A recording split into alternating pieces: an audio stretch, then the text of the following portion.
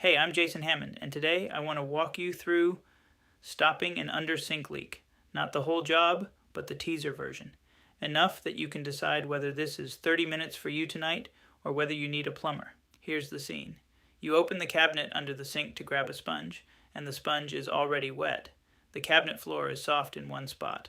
A slow drip is falling from somewhere in the tangle of pipes above. Or the cabinet bottom has started to swell, or there's a stain on the ceiling of the room below. Good news. Under sink leaks are one of the cheapest repairs in the house. The tools are minimal, the parts are under $20, and everything happens in one contained space. The trick is figuring out which of the 4 joints is leaking. Before you touch anything, diagnose. Waterfalls. The puddle on the cabinet floor is not the leak. The source is above it. Clear the cabinet out. Dry every pipe and every joint with a paper towel. Get a flashlight on it. Run water for 2 minutes and watch where the first bead forms. That bead is your leak. Here's what the job actually looks like.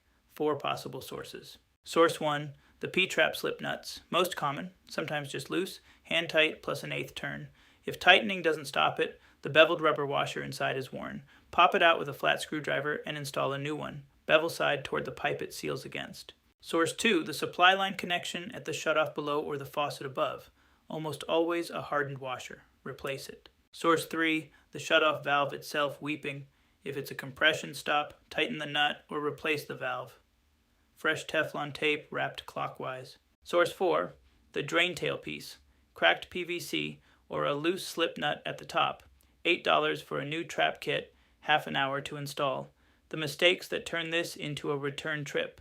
Cranking a plastic slip nut with channel locks until it cracks, over-tightening a supply line compression fitting and deforming the washer, installing a beveled washer backwards, skipping the 24-hour paper towel test and finding out Sunday morning the leak never stopped. And one more thing, if you look behind the back wall of the cabinet and the water is coming from inside the wall, stop. That's a wall opening job, not an under sink job. The guide tells you exactly when you're there and what to ask a plumber.